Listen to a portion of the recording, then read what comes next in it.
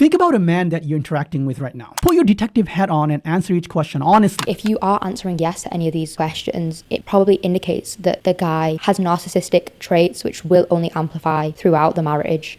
Rank up at Marriage.MBA. Divorce proof your future marriage today.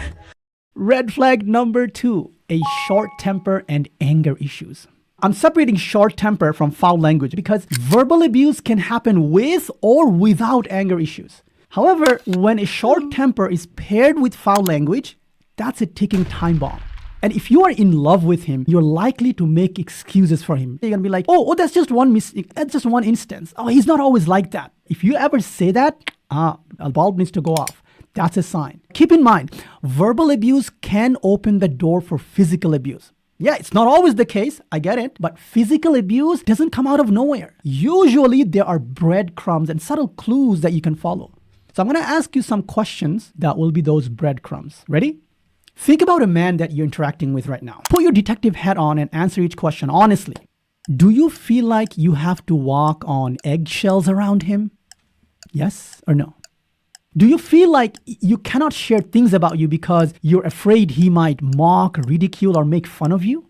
Do you feel like you're constantly being put down about how you look, how you think, how you dress, how you talk, or how you act? Does he yell at you and then say something like, oh, you're being too sensitive, or you don't have a sense of humor?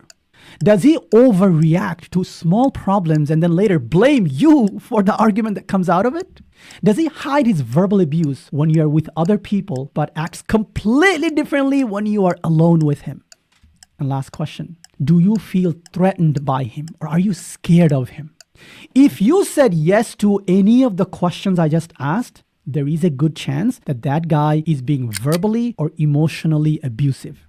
It's a yes or no. If he's done those things, he's made you feel a type of way, that needs to be a conversation. I don't think that any of these things are up for debate, like, oh, it's fine. The second you've made that acceptance, you've set the precedent. Abuse always starts with the first time. It's never something that all of a sudden it happens. It's the 10th time he's shouted or the 10th time he's hit you. And it's 100% never fine if he doesn't respect you in that way. The intention behind verbal abuse is to break down the other person, to hurt them. And after a long time of verbal abuse, the victim will get desensitized to it. You can say, oh, you look ugly and fat, and the victim will be like, okay, this is the 20th time I've heard that today. It doesn't really affect me.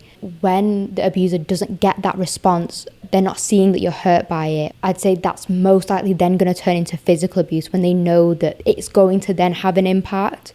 If someone is very verbally abusive, you're at the beginning of the pathway to physical abuse. That red flag should be screaming at you to get out. A verbally abusive man can inflict a world of damage that can take an entire lifetime to heal. You ain't got time for that.